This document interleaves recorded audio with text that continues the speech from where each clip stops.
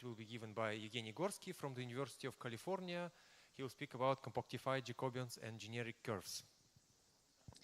All right. Thank you so much for inviting me.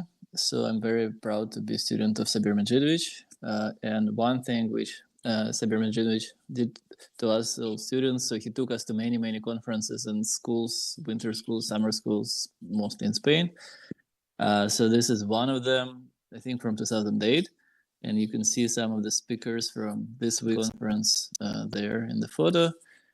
And also this is Sabir Medvedev leading the traverse near Pozo Azul. So this is a big pool of water, and underneath is one of the longest underwater cave in the world. So there's a lot of really nice hikes around there, and I'm really grateful to that. Anyway, so I'll talk about curve singularities. So let's see, be a reduced, irreducible complex plane curve singularity. We will always parameterize it, so it's irreducible. It has one branch, so I can parameterize C and saying that x is some function x of t, y is some y of t. This is some power series in t, and then the ring of functions, the local ring of functions on the curve, will be just power series in x of t and y of t. And I will be talking about compactified Jacobian of this curve singularity. So this is the main definition, that compactified Jacobian of C is this moduli space of all possible submodules of power series in T, which are invariant under multiplication by functions on C. So in other words, there are subspaces of power series in T, which are invariant under multiplication by x of t and by y of t. And kind of abstractly, if you like algebraic geometry, you can say this is space of rank 1 torsion-free sheaves on C with some choice of framing, but we don't need that. We really need like just subspaces of power series, which are invariant under multiplication by x of t and y of t. Okay, and so this is kind of one main example of how this works. So we have a cuspidal singularity, x squared is equal to y cubed. Parameterization is that x is equal to t cubed and y is equal to t squared.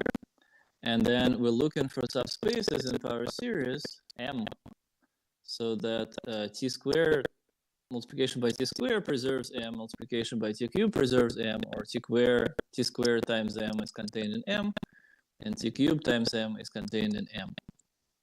And so up to multiplication by power of t, so some kind of shift, there are only two types of subspaces. This is an easy exercise, that any subspace which is invariant under multiplication by t squared and t cubed has one of these two forms. So either it starts from 1 plus lambda t, and then there is no element of order t, but there are t squared, t cubed, t4, and everything after that.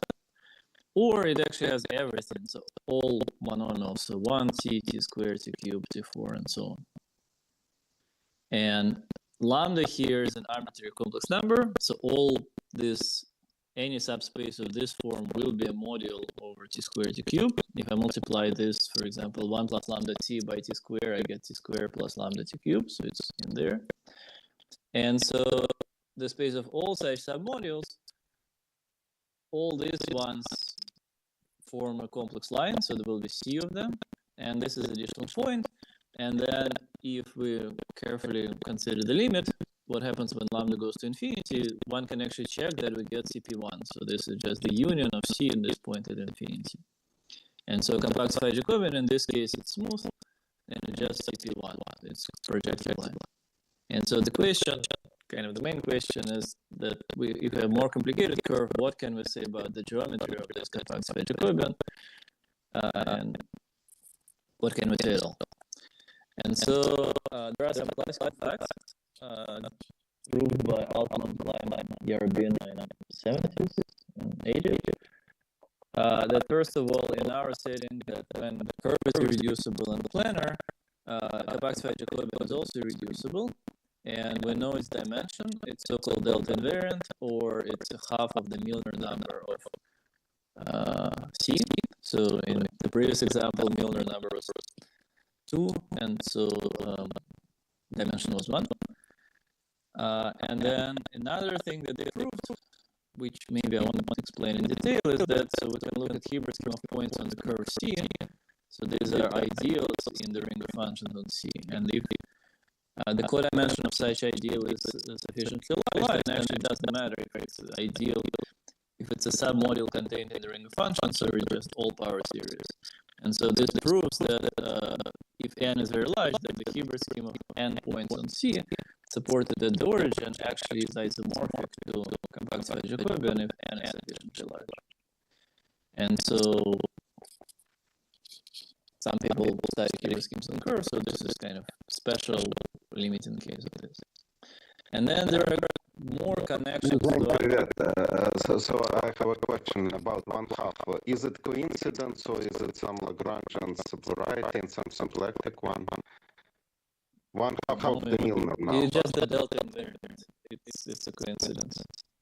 Okay. Yeah. So kind of more high facts about the compactified Jacobian. It's related to single fiber and diffusion vibration. It's also isomorphic to so-called affine Springer fiber, which I'm not defining. But if I've seen this, so affine Springer fiber depends on some matrix with elements which are power series to Laurent series in C.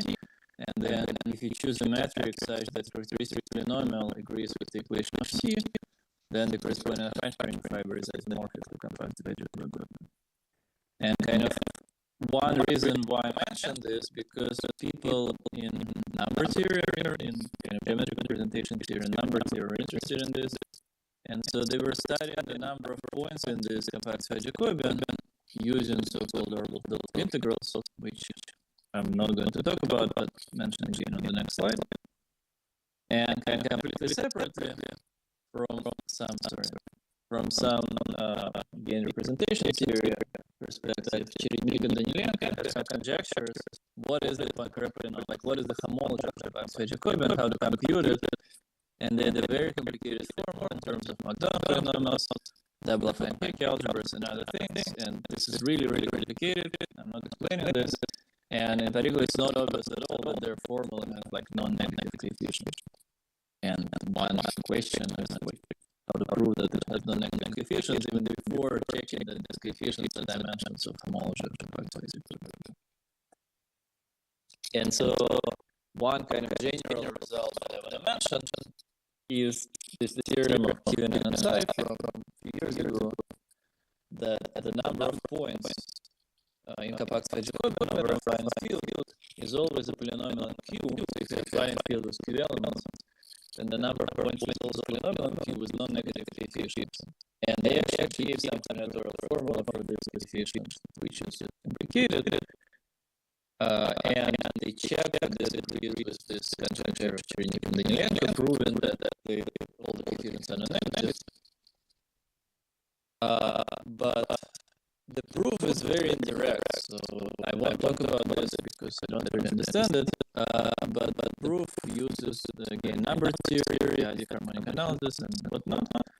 And so I think kind of this result suggests that if we have a variety and the point count is a polynomial in Q with non-negative coefficients, maybe this algebraic variety has a cell decomposition or a fine paving where the different cells are just affine spaces of different dimension. So that's kind of ideal situation, and we'll talk about this. In general, it's a big open question which goes back to Gorsky, Klotz.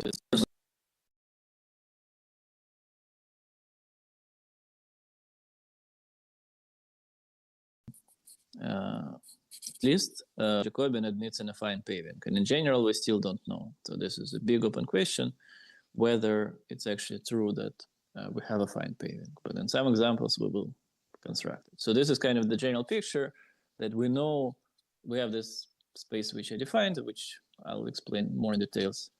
And then we know that the point count is always polynomial in Q. We know these coefficients, but we want to have some geometric interpretation, ideally in terms of some affine paving. And a different perspective why this might be an interesting question comes from knot theory. And so one can start from the curve. This is also a very classical subject in singularity theory, that if we have a curve on the plane, on the complex plane, we can intersect it with a small sphere, we get some knot. For example, if we start from the cuspidal curve x squared is equal to y cubed, we get the trefoil knot. And then for this knot, there is this knot invariant called Kavanov-Razhansky homology, which I'm definitely not going to define, but it's some topological invariant of a knot defined by Kavanov and Razhansky. And so about 15 years ago, Oblomkov, Rasmussen, and Shen, they conjectured that this mysterious Kavanov-Razhansky homology is related to homology of Hilbert scheme of points on C. And as a special case of that conjecture, you can say that homology of compactified Jacobian is determined by this Kavanov-Razhansky homology of K. And again, I'm not defining this, but it's a topological invariant. And so in particular, it is only determined by the topological type of the knot, which is because a priori, like the ring of functions on the curve depends on the coefficients of the equation or the coefficients in the parameterization of x of t and y of t. And everything that we build from the ring of functions, like the Hilbert scheme of points on C or compactified Jacobian, this will depend on all these coefficients. And we will see this soon on the next slides in examples. But it turned like if we believe in all these conjectures, then the homology is actually determined just by information about the knot. And it's a classical fact that the topology of the knot is encoded by piezo exponents and piezo expansions of the curve. So just the data of piezo exponents, but not the actual coefficients and not kind of the auxiliary coefficients that might appear there. And in general, again, we still don't know this because Kavanov-Razhansky homology is hard to compute. And so now I can first say like what is the actual result that I'm going to talk about, and then sketch an idea how to prove it, because I think it's nice and explicit. So to state the main results, I want to define a class of so-called generic curves. So we call this generic, and probably in singularity theory people considered this before, and I just don't know a good name for it. So we look at parameterization of a curve of this form. So x of t is just some power of t. So let's say t to the nd. And then y of t is t to the md plus lambda t to the md plus 1 plus higher order terms. So any plane curve singularity, of course, you can parameterize like this. So x of t is just the power of t, and y of t is some power series in t. And d will be GCD, it's the greatest common divisor of these two powers. So we can write it as greatest common divisor of m and n as 1, and then just factor d out. But the curve is called generic if we require that this term actually appears. So either d is equal to 1, and then we just have one piezo pair, and this term doesn't matter anyway. Or d is bigger than 1, but then this term appears, so lambda is not equal to 0. So we call it generic because this is kind of the most generic situation that you have if you know that the leading term of x of t is t to the nd, and the leading term of y of t is t to the md. And then, I mean, you need some terms there, but we require that the first possible term which appears actually appears with non-zero coefficients.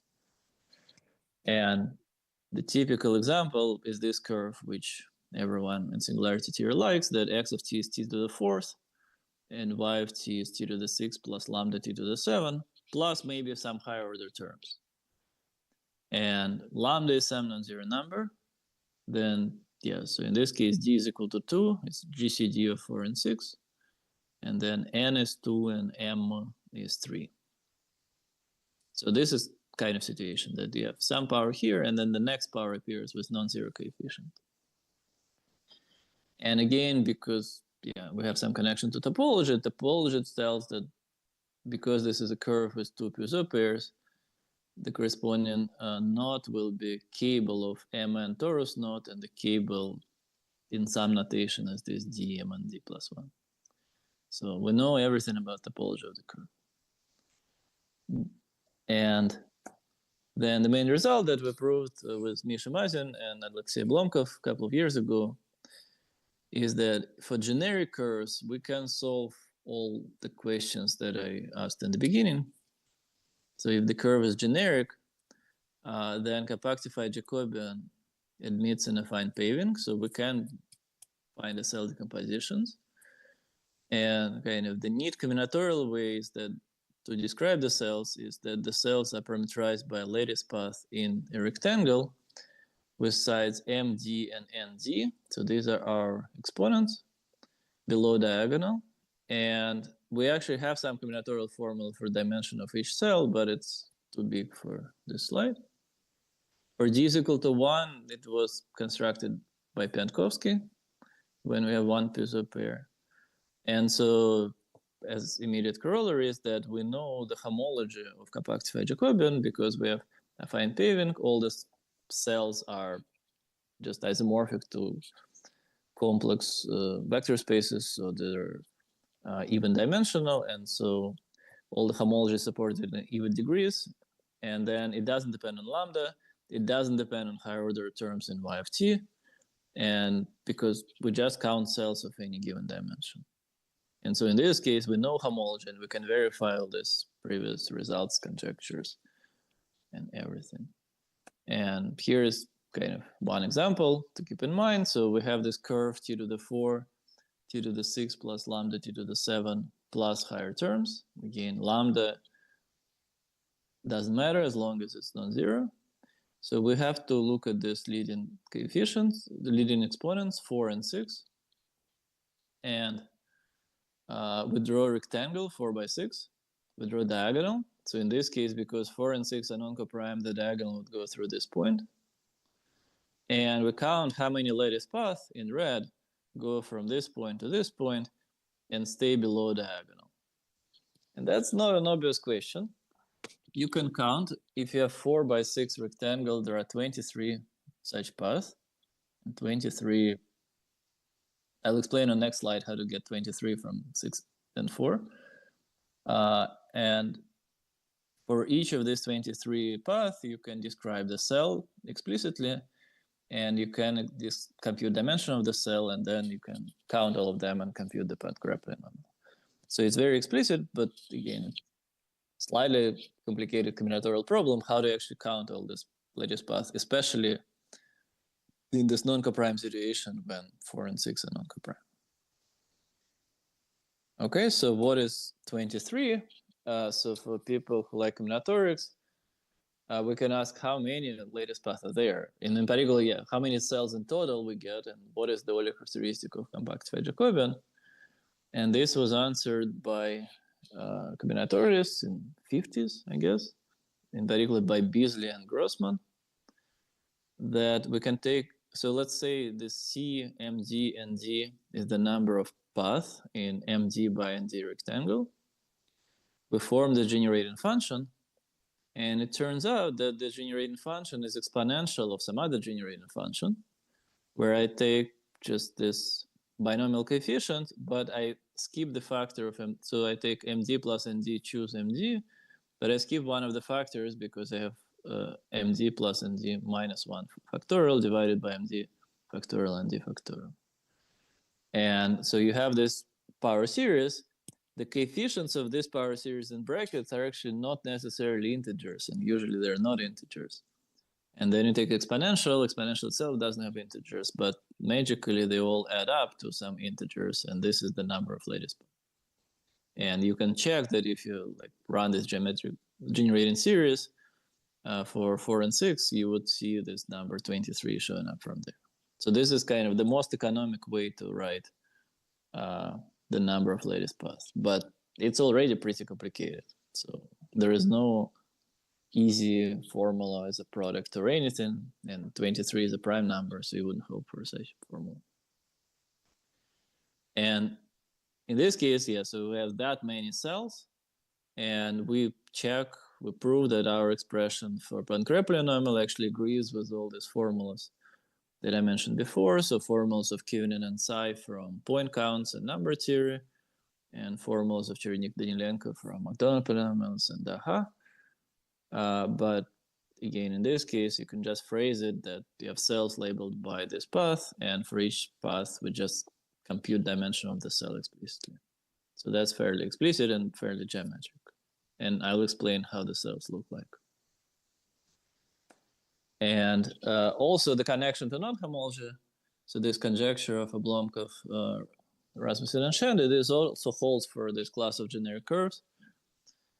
So for torus knots, it was proved in a series of papers of Matt Hogenkamp and Anton Melet about 5 years ago. And then very recently, I think last year, Caprao, Gonzalez, Hogenkamp, and Mason proved this for generic curves and the corresponding links.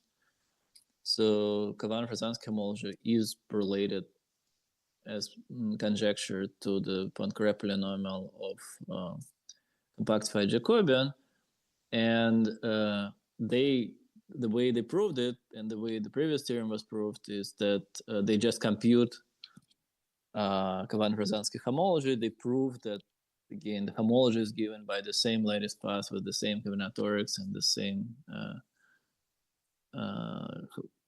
homological degree given by some combinatorial statistics, and then they basically compare the two answers and compute it. So it's interesting because I think this is the first infinite family of knots which is not torus knots. It's more complicated cables of torus knots when you can actually compute Kavan-Krasansky homology and get some meaningful combinatorial answer.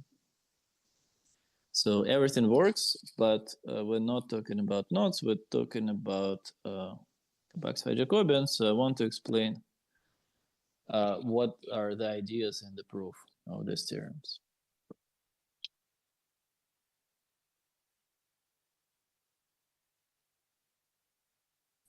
In power series of T, there is an extra bracket here. And we say that the order of the function is equal to n if it starts from T to the n with some non-zero coefficients plus higher order terms. If I have a subset of power series, I can take orders of every single element of this subset. Жень, извини, а тут у нас какие-то технические проблемы. Не мог бы ты паузу сделать? У нас экран перестал работать. То есть тебя слышно, но ничего не видно. Сейчас, я надеюсь. Нет, буквально секунд 10-15, может.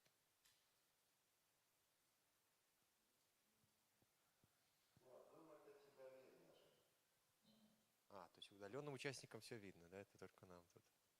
Да, нам отлично. Там, правда, иногда вот звук Жени пропадал, один раз, но так нормально было. У нас с экрана проблема.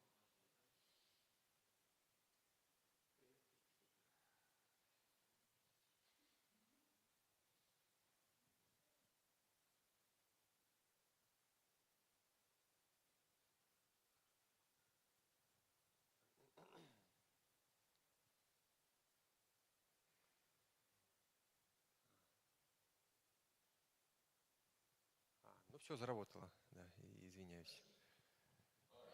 Subspace of power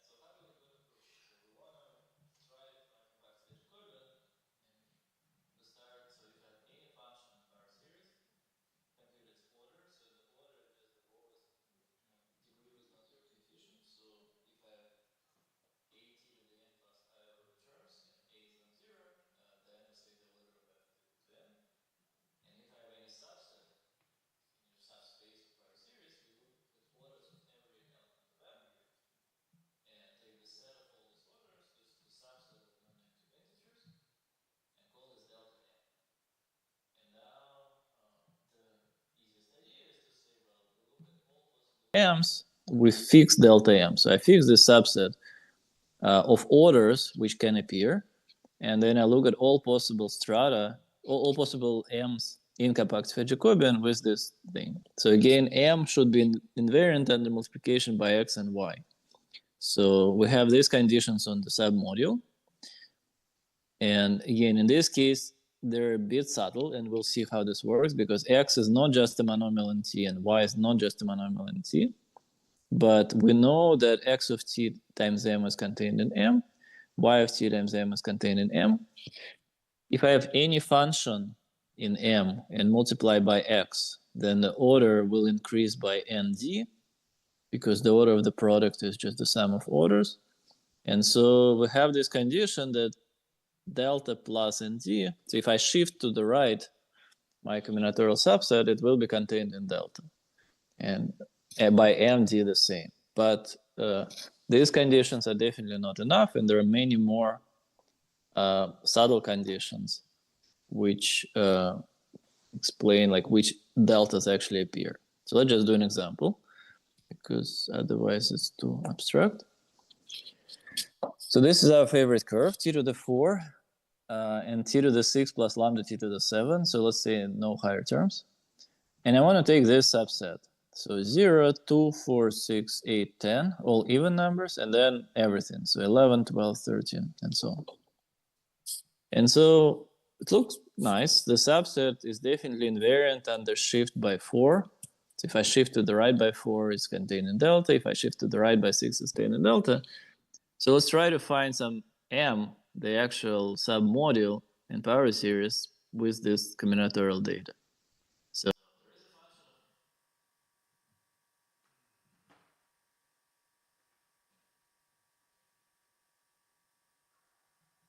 So 1 plus AT plus so on.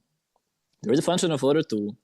So let's write it another function, t squared plus bt cubed plus so on.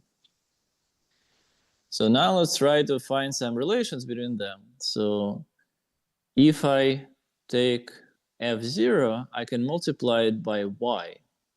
So then I multiply it by t to the 6 plus lambda t to the 7. So by our condition in M, this should be contained in M as well. That's another series in M.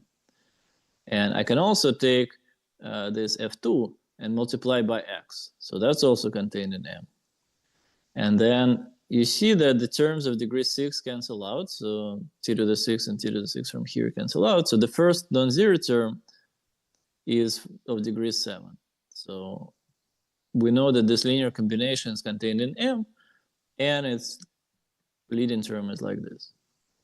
And then the similar way, I can write x squared times f0, it's also contained in M, and y times f2, it's also contained in M2. So this whole combination is contained in M.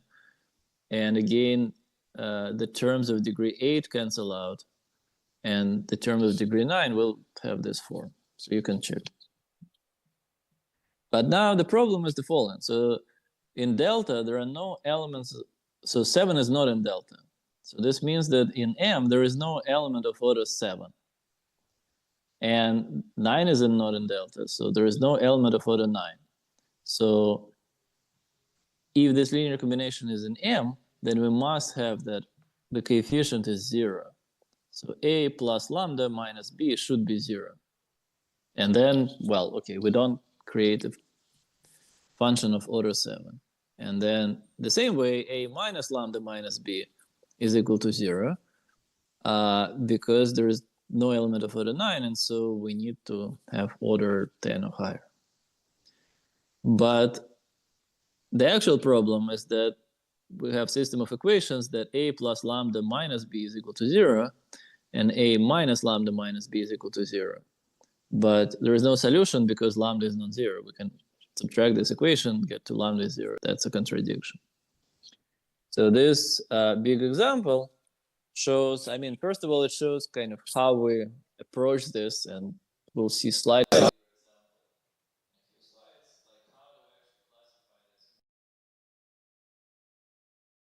We want to look at all these functions.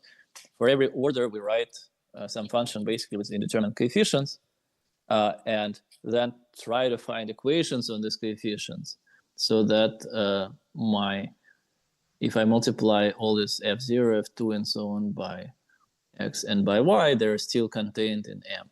So this is, we will get some system of coefficients. In this case, they're linear. In general, it will be nonlinear. And in this case, they're linear, but lambda creates non-trivial degree 0 term, and there is just no solution. And so the conclusion is that we can look at all M's with this delta, but the set of all M's is empty. There are no such M's at all. And how do we deal with that? So we introduce a class of admissible subsets and prove the following. So we have some combinatorial definition. What does it mean that delta is admissible? And then we prove the following three things. So if delta is not admissible, then there is no such M. So we cannot lift it to a module over the ring of functions on the curve. And the corresponding stratum is just empty. So this is like in the previous case, and in fact, definition of admissible subsets is direct generalization. And if it is admissible, then we prove that actually the stratum is isomorphic to affine space, and we can compute dimension of the space. And the idea is that we look at this subset delta, we look at generators of delta. So these are elements so that the kind of smallest in each remainder mod ND. Now we take interval from AI to AI plus MD, subtract delta, count how many gaps are there, and add them up. So anyway, there is some combinatorial formula. Maybe it's too complicated to explain like this on Zoom. But the point is that so if it is admissible, then actually we can solve all these nonlinear equations and linear equations and prove that the stratum is just affine space, and we know its dimension. And finally, there is a bijection between admissible subsets and this latest path, which I mentioned before, which are in MD by ND rectangles below diagonal. So we know how many admissible subsets there are, and the part 3 is actually very non-trivial. It's like a huge part of the paper is just this combinatorial bijection between admissible subsets and latest path. But I'm not going to talk about this. I'm instead focused on this part 2 and part 1. So, okay, let me try a bigger example to confuse everyone. So this is a slightly bigger curve. So MD and ND are 6 and 9. So we'll look, and then the next term will be lambda t to the 10. And so we're looking at all subsets of power series which are invariant under t to the 6 and this t to the 9 plus lambda t to the 10. And I choose my combinatorial data to be the following. So 0, 3, 6, 7, 9, 10, 12, 13, 15. And starting from 15, we have everything. Okay, so this is some choice and whatever. So what does it mean? It means that let's try to at least write some equations and see why the equations become like really tricky and complicated. So we have some element of order 0. Let's write it as 1 plus a1t, a2t squared, and so on. We have some element of order 3. So again, t cubed plus b1t4 plus b2t to the 5, and so on. And there is an element of order 7. So t7 plus c1t to the 8 plus so on. And there is an element of order 10, t to the 10 plus d1 t to the 11 plus so on. And I mean, in general, there are many more A's which are meaningful and more B's which are meaningful and more C's and more D's, but we'll focus on these ones. And again, in general, like just knowing this A, B, C, D basically tells us like this will be some unknown coefficients, and we want to write some equations for this so that my module is invariant under multiplication by x and y. So there are two equations here which we get. So let's try to, I'll try to say it in words, and probably doesn't matter. So if I want to find equation of degree 9, I can say, okay, so we can take f0 multiplied by y, that has degree 9. Or I can take f3 and multiply by x, that also has degree 9. And degree 9 terms cancel out. So the next term will have degree 10. But I'm saying, aha, so I have the generator of degree 10. I can also subtract it and get rid of degree 10. And then the next one that appears is degree 11. And that is the important one because 11 is not in my subset. And so the coefficient in degree 11 term should vanish. So I don't know if it's understandable what I just said, but the resulting equation is that this whole polynomial, so a2 plus lambda a1 minus b2 minus this thing times d1 is equal to 0. So this is already a nonlinear equation. And the reason for this nonlinearity is that we had something linear, but then we subtracted this term of degree 10, and then we get something quadratic, and in general we have higher and higher degree terms. And similarly, we can have an equation 14 when I take f3 and multiply by y. This would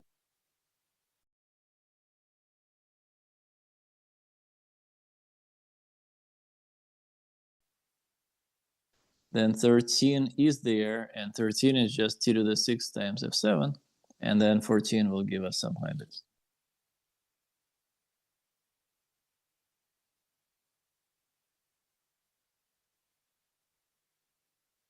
Actually claim that we can solve these equations. And to solve these equations, we need to... Опять у нас та же самая проблема, опять экран потух. Сейчас можно дать паузу небольшую.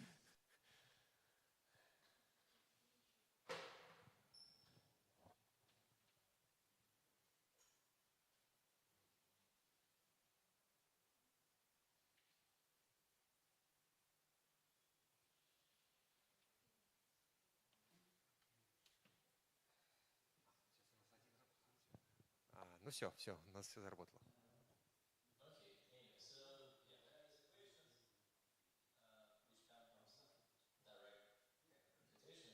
Very straightforward. But the problem is that kind of the linear part is here it's a2 minus b2, and here it's b2 minus a2. And then you have tons of other nonlinear terms. And so the linear parts are dependent, and we have to be very careful with that. And this is new for this non-prime situation. And one thing which we can do, we can add these two equations, cancel out this a2 minus b2 and b2 minus a2, divide by lambda, and get something like this. And then, somewhat mysteriously, we can actually solve this equation now, because we can say, okay, so d1 is arbitrary, c1 is arbitrary, a1 minus b1 is arbitrary, and then this gives us the right-hand side. And so if I know a1 minus b1, I can get a1 plus b1.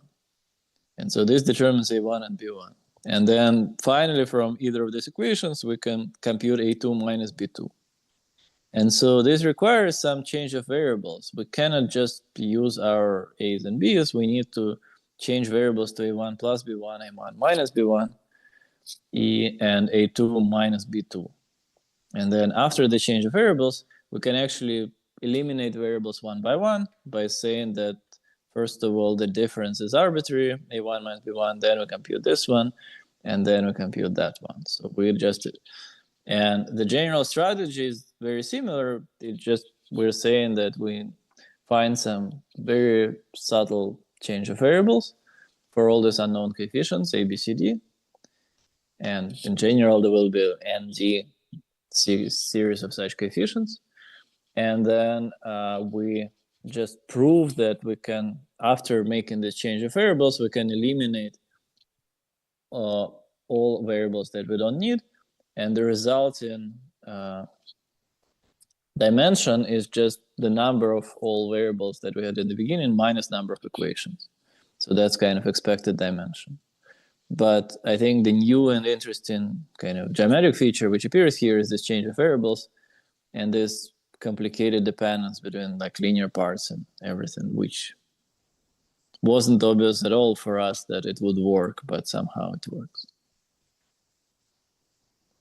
And so, yeah, if we go back to this theorem, this says that like for any, if it's not admissible, then this process of solving linear system would always get stuck, and it actually will get stuck pretty quickly.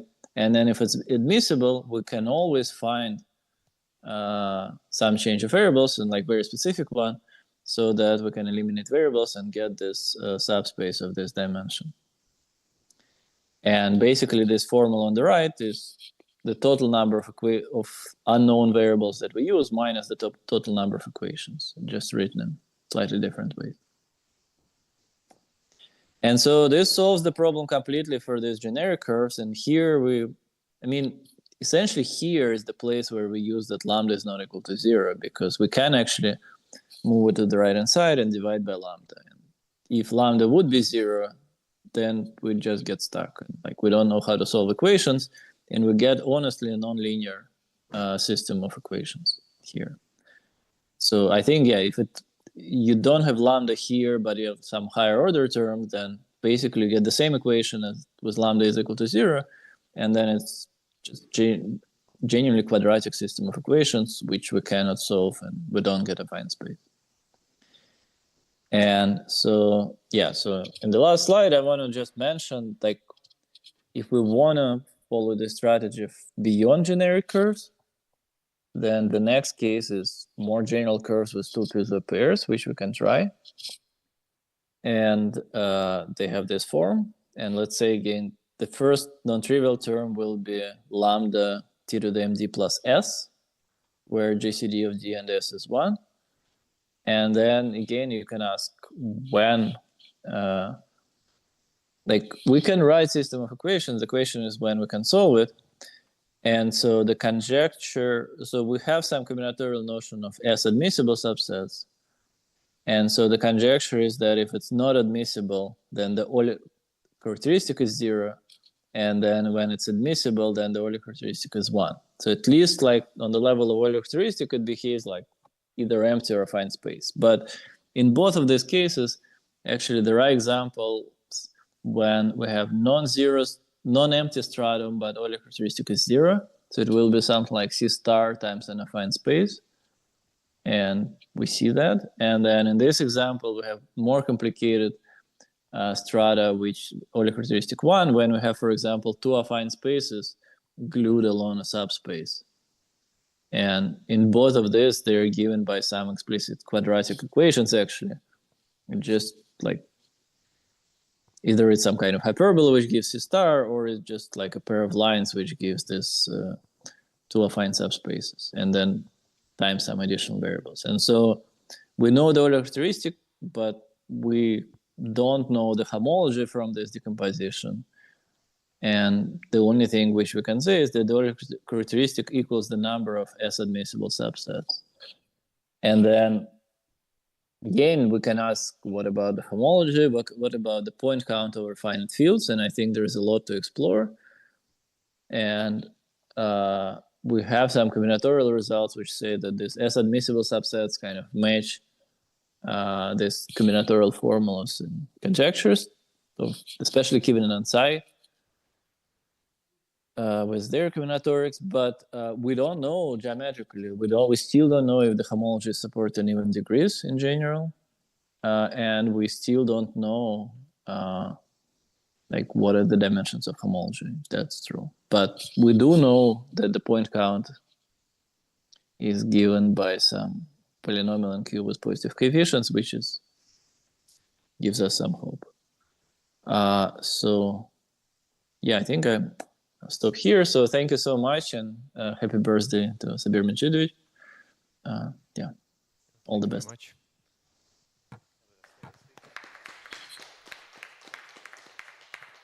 Yeah, Zhenya, and do you have a Morse function or torus action to give this cell decomposition in your case? No. That's kind of also important, that because of this lambda, there is no torus action on anything. Like, I mean, even in this example, so I mean, possibly non-evident. Just maybe there is, but I actually doubt, because like there is no action. Like if I fix lambda, there is no action of torus on the curve, so we wouldn't expect the action on the moduli space. So there is some action, like if we allow lambda to vary, we have some action on one parameter family if lambda has like weight 1, I guess. So these equations are not homogeneous, but for example, if we say that lambda has weight 1, they are homogeneous actually. But the problem is that like we specialize lambda to a fixed number. And so we cannot use torus action for anything. But I mean, it's useful to know that they're homogeneous when lambda is a formal variable of weight 1, but then it's not completely clear how to use it geometrically or anything. So yeah, you have some kind of one parameter family of curves, and you have an action of C star on total space, and maybe you hope that the kind of total space, like they all look the same, and the total space retracts to the center, to one of them, I guess. But I don't know, like if lambda is equal to 0, the curve would look very different. So that's not good, but kind of outside of 0, they all look the same. And maybe you can use some argument like this, but it's not obvious at all. But yeah, that's a good question. We just don't know. But these curves, which are not toric precisely, don't have torus action. And this is the first interesting case when there are no tools at all. We cannot use any torus action. We cannot use any kind of really geometric representation theory or anything. We have to actually go like look at the actual equations and solve them. And I don't know any deeper ways of computing this homology. You mentioned the question when this compactified Jacobian has an affine paving. So if I understand correctly, in your result, the compactified Jacobian has an affine paving. So what is the simplest example when the compactified Jacobian does not have an affine paving? I mean, there are examples where we don't know if it has affine paving.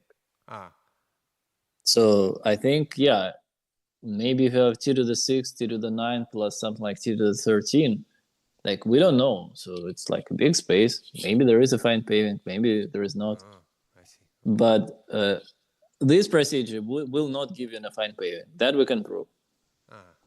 So if you can follow what we do here, it won't be a affine paving. You have more complicated strata. But maybe if you're smart, there is a different way to get an affine paving. And we just, or gain some kind of weird change of coordinates and some kind of weird strata. So the conjecture it's always have an affine paving, but we just don't know. I see. I have one more question about this notion of generic curve. Is it possible to define it in an invariant way, in coordinate-free way, some invariant way? Yeah, you gave a... I mean, we can say that we have like just two Puiseux pairs. Just two Puiseux pairs. I mean, two Puiseux pairs is like very special ones, right? Like one is this the first Puiseux pair is Mn, and the second is this like D and I guess MD plus 1. So two special Puiseux pairs, yeah. Yeah, but like it like the invariant way is that it has two Puiseux pairs, and the second Puiseux pair is as small as possible. That's how I think about this. So yeah, the first Puiseux pair is always this, but the second is kind of the smallest as possible. So we pick the first term after the leading term, and we say, yeah, that should be there, and then that gives us the second Puiseux pair. Okay. I don't know if there is a deeper singularity theoretic meaning to these curves. I mean, they're just helpful to solve all these equations, but yeah, I don't know. I have a question.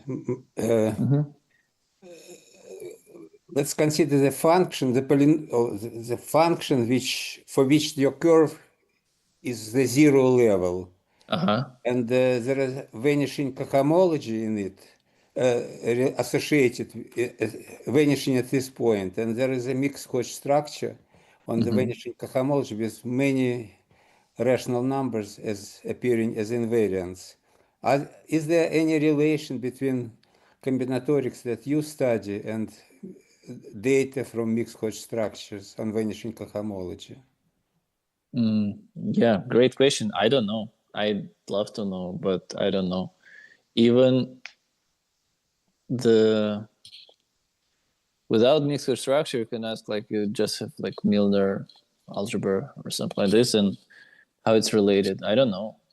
So Milnor algebra is maybe more less combinatorial object than the mixed Hodge structure. Some dimensions of mixed Hodge structure spaces. So no, I don't know. But for torus nodes, if you have like, if d is equal to 1, so there should be mu of these numbers. And here we have like Catalan number of different combinatorics. So they're related, but in a complicated way, I think. So this, if d is equal to 1, then this rectangle, sorry, where was this rectangle? I think there is a way to like relate this rectangle to this combinatorics of Hodge numbers. In particular, all these boxes below diagonal, they're related to like half of. But you have two piezo pairs, so Right. The description of mixed Hodge structure probably is not like analysis of this rectangle, so it's more delicate. It's Yes. I two don't know. levels, Yeah, we didn't look at it, but yeah, I think like I don't even. Yeah, maybe we should look just at the numbers and see if we can match the numbers. Because for d is equal to 1, we try to, when we have one piezo pair, we try to look at this at some point, and it's not clear. Like we see these numbers in the rectangle, but we don't know how to match like our like latest path with some subspaces in the Milnor algebra or something like this. No, I mean that's a great question, but I think some years ago, Marihika Saeta wrote some formula for this Hodge numbers, Hodge dimension numbers, relatively explicitly in terms of piezo pairs. So in principle, it's a technical problem to compare statistics for you and for Hodge structures.